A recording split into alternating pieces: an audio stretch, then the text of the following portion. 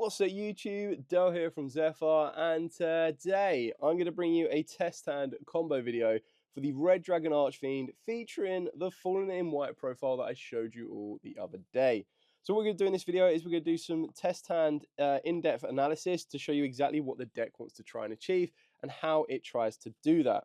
So we'll do 2 going first and 2 going second depending on the time. But the idea is that in the first test hand we'll be a little bit more generous with no interruptions. And then in the second one we'll be a little bit more negative, being able to play through multiple interruptions and show you how far the deck can push. So with all of that out of the way, please smash that like button, hit that notification bell, and subscribe so you'll miss out on any more upcoming content. After a very decent shuffle and a good old cut, our starting hand of 5 will be 1, 2, 3, 4, 5. Okay, so we don't see access to the Fallen in White, but we see access to pretty much everything else we could need. So you're going to start off by specialing down the Power of Vice Dragon. Now this is what I love about this particular type of deck, is that it has so many points where it's like, right, okay, interact with the Power of Vice Dragon, otherwise I'll get a starter. But then I might have the starter in my hand, or the extender in the hand that I'm trying to search. Now obviously Droll can be a bit of an issue with the deck, so that's something to keep in mind. But that's when you still have other plays to make, because depending on what you get drolled with off the back of this can then dictate how much further you can push. Yes, of course, the field will be a lot weaker under Droll, but the chance of your opponent seeing that 2 copies of Droll can also be a big change for them. So we're going to start with the Power of Vice Dragon. Now, because I've already got access to Bone Archfiend, and I've technically already got access to Soul Resonator, I'm quite a fan. Sometimes people go for Darkness Resonator, which is absolutely fine. But I'm quite a fan of starting my turn off with the 7 rather than the 8. Now, in certain scenarios, I will start off with the 8, so it's not a one and done, dusted kind of route. But because the Bone Archfiend play can also get me into the 7. But I quite like the idea of having a little bit more resource after the fact. So I'll show you exactly what I mean by that. Especially on down the Vision Resonator, yes, of course, you can go for Synchron Resonator and make a 6 instead. But we're going to be able to put these 2 together and synchro into our Crimson Blade Dragon. We can go Chainlink 1 Crimson Blade Dragon, Chainlink 2 Vision Resonator. Vision Resonator will grab us the Crimson Gaia. This is the one thing that I would like to change with the deck, is I think I'm going to go back to the King's Resonance. It was a card that I decided to cut, just because like going second, it's not ideal at all. But the more and more I thought about it, I was like, actually, I kind of feel that it's a good disruption to have regardless. Our Crimson Blade Dragon will grab us our Lubellion. And then we're going to activate the Lubellion's effect. And we'll grab ourselves the Magnamut, because then at the very least we still have that Magnamut disruption. But the idea is you want to end this field with Etude. Like, Etude is just so incredibly good. It's crazy for this deck. So then what we can do here is we can activate the Crimson Gaia. This will then allow us to add a monster that mentions Red Dragon Archfiend from the deck or grave to the hand. We're going to grab the Soul Resonator. Now remember, in these scenarios, again, we've got Resonator Call, which can help us do that, and everything else in between. So we're going to normal summon down our Soul Resonator. Actually, let's do it a different way. I think this one might, because of the Resonator Call, I think this might actually be a bit more effective for us. So let's go with Darkness Resonator instead. So we'll keep the Soul Resonator in the deck. We'll just try and spice this up a little bit. This is going to be massively greedy, but this is just to kind of show you a little bit different. So we use the Darkness Resonator effect, revealing a Red Dragon Archfiend in the extra deck. This then allows it to summon itself and then give you an additional normal summon of a Resonator. So the idea behind that one is, because your additional normal summon is of a Resonator, it means that you could technically normal summon down your Bone Archfiend as your main normal summon of the turn. So if we normal summon down the Bone Archfiend as our main normal summon of the turn, you can then use the effect again. Well, not again, but you can now use this effect to send from deck to grave. Now I'm going to send the Soul Resonator. Doesn't make much of a difference here. We can manipulate the level to bump it up to a level 5 if we want to. And the reason for that is it still means that you can use the graveyard effect of the Bone Archfiend. The only thing you need to remember is that when you use Bone Archfiend's effect, it locks you into Dark Dragon synchros. So that's one thing to remember as well. So you don't need to send straight away. You could leave it and go into a 7, but we've already done our 7 for the turn. And you could also go into Bestial Dispatter if you wanted to. The benefit of that one is if you use Magnamut to banish, you'll have plays to make. But there is method in this madness, do not worry. So we'll go into Crimson King. Crimson King's effect will allow us to add a card that mentions RDA, or Red Dragon Archfiend, from the deck to the hand. Now, the main reason you go into this card is if your opponent activates an effect, you can tag it out for Red Dragon Archfiend and make it like a 6k powerhouse. So in this scenario, we can grab our Soul Resonator from deck to the hand. We again bypass the Resonator Call kind of part of this or factor of this. You don't have to do it this way. It's completely optional how you want to try and push this one. So then our additional normal summon that we got off the back of the Darkness Resonator can normal summon down the Soul Resonator, using the effect to grab pretty much anything you want. But we're going to grab ourselves a Bone Archfiend, because again, we'll have that as a follow-up for the next turn. We can also use our Resonator Call. Resonator Call will grab us our Synchron Resonator. And we're now just going to maintain our resource. Like, there's loads of different ways you can play this, so it's entirely up to you. We're then going to use our Bestial Magnum. We will target our Vision Resonator.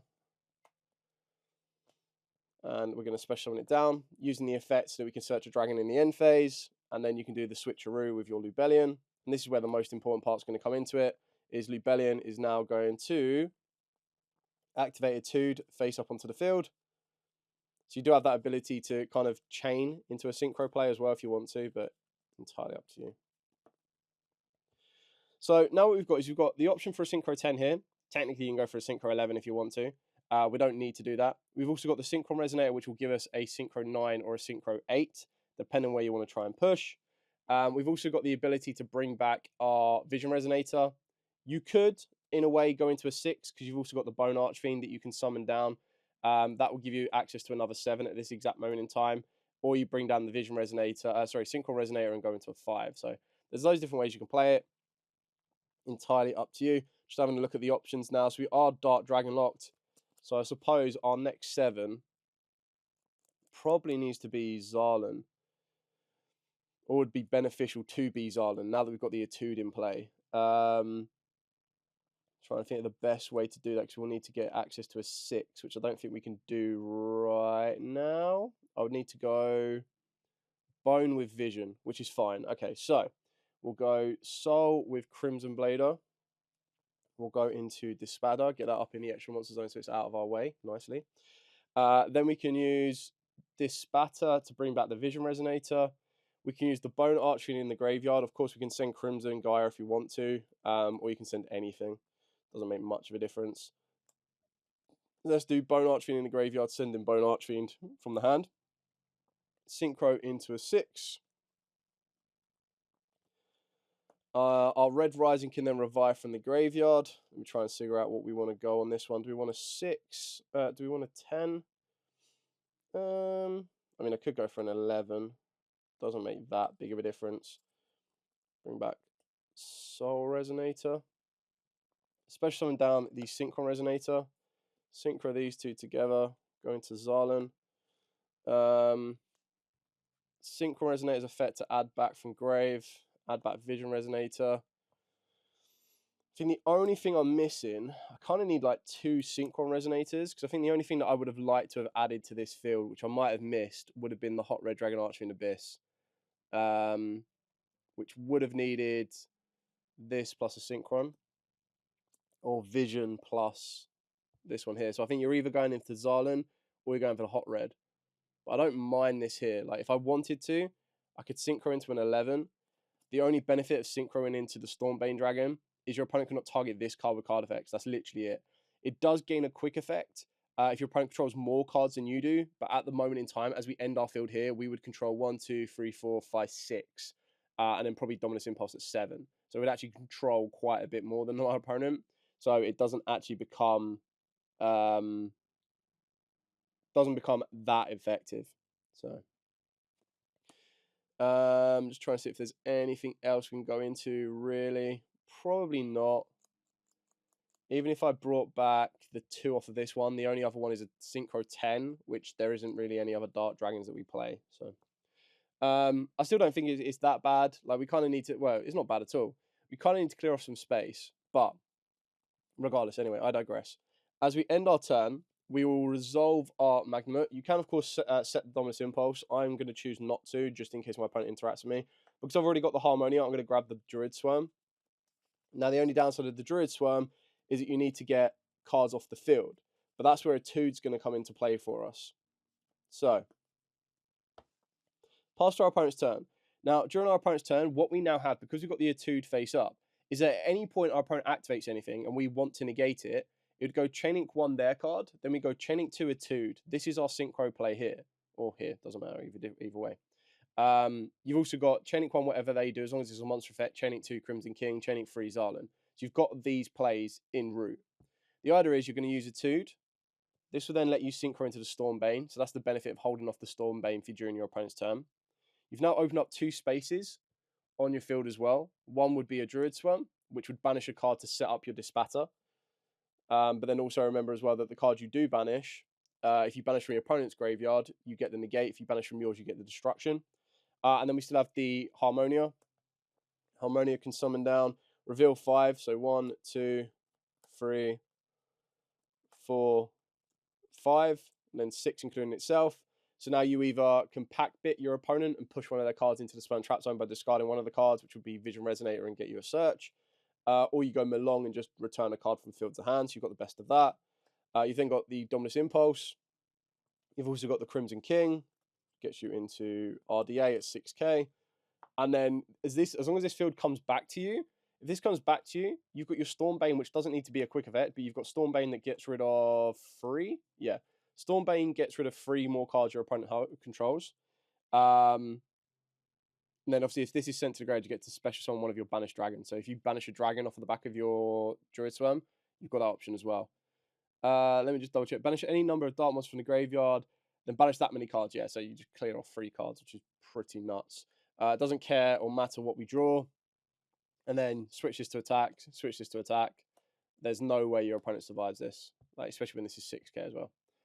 Just remember, you've got everything's going to get shifted to defense when your Red Dragon Archfiend declares an attack. You change all monsters your opponent controls to face down defense. And then after damage count, if it attacked an opponent's defense vision monster, you destroy all defense vision monsters your opponent controls. So it's going to completely clear that field, and the rest of this just goes off you go. So that's the aggression, but taking into account that was uninterrupted. So what we'll do now is we'll do another test down going first, but this time will be a little bit more negative. So we'll look at kind of interacting with 1 to 2 hand interactions.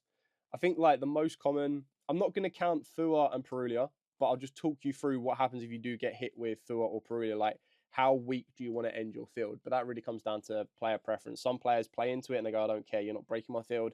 And some players play a little bit more reserved, but that all gets dictated on what cards they have in the hand. So what I'll be kind of looking at is stuff like the most common ones, I guess, like Ash Blossoms and Ghost Spells, right? You could argue like Infinite Impermanences as well. You've also got Ogres that are floating around in some scenario. Harmonia could also be argued as an option floating around. But I think with Harmonia, you just have to kind of either chain block or just play into it kind of vibe. Anyway, another shuffle, another cut up, another test hand. Be in 1, 2, 3, 4, 5. Well, I guess if we're not playing, our opponent's not playing. That's just unfortunate. I don't think there's anything I could have done there. Set a Sparks, set a Droplet, pass. Like, there's no point in having a 2 set. That's just unfortunate. My opponent will... Well, I mean, on the bright side, our opponent won't be able to interact with us because we're not doing anything. Anyway, let's try that one again, shall we? Whoop. Hello. Put you there. Yeah, let's shuffle up again. Let's cut up again. And let's do another test hand after a cut of 1, 2, 3, 4, 5. Okay. Now at least I can show you what the Fallen and the White does. Now, Bone Archfiend is actually a really good starter itself because normal summon down the Bone Archfiend's effect. Now, if your opponent interacts with this, that's fine. We've got the Fallen and the White to kind of back up. So this can get hit with Ash, Imperm, Veiler, you name it. If they hit the Bone Archfiend, and let's say, you know, I said we were going to be negative. So let's say they hit the Bone Archfiend, right? We've then got to use the Fallen and the White. The Fallen and the White will then send us cost. So we'll send the Albion. Summons this, and then effect to summon Ecclesia. Let's say they interact with us here as well. Okay, so this is like 2 negations already. So we've been double negged. We're not able to go anywhere. Like that's just a fact. Like these 2 on their own can't go anywhere. We don't have any additional summon. We've got no tuner. Okay, so our opponent has done well. They've stopped us getting access to our tuners. The backup is going to be our hand interactions, but the absolute guarantee that we have is that we go, right, end phase Albion. Now, if our opponent interacts with our Albion, like banishes it before it gets to resolve, ashes this, and they've like impermed and I don't know, kind of stopped this one as well. we still have these 3 cards here, which, considering our opponents just used 3 cards on us, they're only going to have 3 more cards to play. So if we can trade off 1 for 1 with each of these, we're then going to be fine to come back. So that's like how, I mean, it's more resilient for these. But if we had, for example, if you were to change these for engine cards, so let's say we swap these for engine cards. If one of the cards was Power Vice Dragon, that's an extender. If one of them was, which could also be Crimson Gaia. If one of them was also route to Vision Resonator, well, not Vision Resonator right now, but maybe. Darkness Resonator probably more commonly, which could then also be accessed via Resonator Call. So if we were to replace any of these with any of these, again, that's another line of extension, because then what you'd do is you'd actually get to save your normal summon. So if we were to swap like Harmonia, for example, for either this, arguably this as well, we would still be able to make plays, because you would start off with the Power Vice Dragon. Power Vice Dragon gets interacted with. You go, okay, cool. You'd then be able to go, cool. Normal summon down Bone Archfiend. Bone Archfiend gets interacted with. Okay, cool. Fallen the White effect, Sender's Cost. This gets interacted with. And then you still got your Albion. So again, the exact same trade-off. I'm then either going to get Fallen the Virtuous. So I'll have Fallen the Virtuous, Ash, and Dominus Spark to trade with the remaining 3 cards my opponent has. Or they get rid of the Albion, and I've got Ash and Dominus Spark to trade off with the 2 cards my opponent has. So we've got the balance of trade-off as we go. So that was like a very negative hand. That's like we've been hit with 3 forms of interaction. Now, not every single hand is going to be able to play through 2 to 3 forms of interaction. Like, for example, that hand couldn't play through the 3 interactions, but we traded off fairly nicely. So the only way that it would not work is if your opponent went normal summon Rico, right? So let's say the last 2 cards in the hand was Rico and then one other Cool Tune card. But they go normal summon Rico, you go Ash so that they can't get the other tuner. Or you go Dominus Spark, but then they just get to special summon the card that they search. So you need to be a little bit careful on that one. You could very easily go, I mean, it kind of comes down if they've got a tuner in the hand. If they have another tuner in the hand, then you're in trouble, because you'd have to go Ash on the Rico to stop them getting the search. The question would then become, if that last card in the hand is a level 1, then you're in trouble, because then they would just go, cool. But usually, actually, they would reveal it. Because usually, if that other card in the hand is a level 1, they would reveal it to be... they would reveal, if it's a rotary, they reveal the rotary to get the additional summon of the Rico. Rico's effect, you hit them with the Ash, and then they would have to synchro into Track Maker. So I guess what you'd have to do is you'd have to go, if they'd already revealed the rotary to you, you'd go Ash to stop the Rico, and then on res, activate Spark to banish the Rico. And then they would have to normal summon down the Rico, not the Rico, sorry, the rotary, and then they won't be able to go anywhere. So they're just stuck with a rotary on the field. So, and that's if they've used 4 interactions on us. If not, you would go Rico. If they only use 3, they would go Rico, effect to search, gets ashed, on res, Fallen the Virtuous gets rid of Rico. They've got 2 cards left in the hand. Normal summon rotary, or whatever the other card in the hand is. If they do that, it means they've got another tuner in the hand, so they're going to be trying to make a play. And then you just go, cool, Spark, banish it. And then unless the last card in the hand, like if the last card in the hand mix, they're not synchro into anything. If the last card in the hand is Q, then you probably cry a little bit inside. But then I suppose if the last card in the hand is a Q, they're definitely normal summoning the Q. That could make it a little bit awkward if it is Q. But this is all hypotheticals. Anyway, I've talked long enough. Let's go second. So our second hand will be 1, 2, 3, 4, 5, and then 6. Well, sadly, no forms of interaction. But we have a little bit of playability here. So what I mean by the little bit of playability is we can activate the Fallen the Virtuous. So that's going to be our first disruption. That's going to trade 1 for 1 with our opponent. I'm going to show you a test hand where it's successful in breaking a field, but the chances are if you're trying to break fields nowadays in Yu-Gi-Oh, they've got like a decent chunk of like 2 to 3 interactions. But Fallen the Virtuous would trade 1 for 1. That's like a definite trade-off. Then what you've got here is you can activate the Earthbound Prisoner Stone Sweeper, and this is just going to get you into either Vision Resonator, Soul Resonator, you name it. We're just going to go for a Soul Resonator because then we've got our starter, okay? Then I guess you're going to have to go Crimson Gaia. Actually, that sends us cost, doesn't it? So that's over there. You'd have to go Crimson Gaia. Crimson Gaia probably gets traded off with as well. Like, they don't let this resolve. If this you activate it, that's fine. Use the effect to search. It's probably going to get stopped. So the big difference will be whether they get rid of it off the field or whether they keep it on the field and just stop it with Ash. Because if they stop it with Ash, you've then got a play to make. So let's say they negate and destroy the Crimson Gaia. Normal summon down the Soul Resonator's effect. Worst case scenario, they interact with this card. Okay, so that's 3 interactions already. They've had to Omni negate the Fallen and the Virtuous. They've had to negate the Crimson Gaia, and then they negate the Soul Resonator. Even worst case scenario, they negate and destroy the Soul Resonator. You go, right, okay, fine. Fallen in the White. Fallen in the White will then send from the extra deck to the graveyard your other target, whether that be, sorry, not you can't do Lulu, but you send your Titaniclad. Summon down the Fallen in the White. Fallen in the White's effect. Now, if they interact with us here, that's fine. Like, they've had 4 interactions. They've stopped us building the field. In modern Yu-Gi-Oh, you're probably going to go into the next game. Pretty simple on that one. But let's say we've baited everything else out up to the Fallen in the White, okay? So this is then going to special summon out Ecclesia, wherever Ecclesia may be. So we get the Ecclesia to the field. You then get to synchro these two together. You are locked into level 8s now, but that's fine. We're going to go into the Crimson King. Crimson King's effect is going to grab us a card. Try and figure out exactly what we want here. We can go straight for our Power Vice Dragon because that's the one card that... so our opponent stopped us with the Crimson Gaia, so we still get the Power Vice. Special the Power Vice. Power Vice's effect, grab us our Vision Resonator. We've already used our normal summon for the turn, so we want to extend a little bit. If I want another 8, which actually, no, I do need another 8. So I take that back. Vision Resonator, yeah, Vision Resonator doesn't get us anything. So we're going to have to go for our Darkness Resonator. We are locked into 8s, but we're currently not locked into dragons because we haven't used Bone Archfiend. So reveal RDA from the extra deck. Special summon down our Darkness Resonator. Synchro these two together.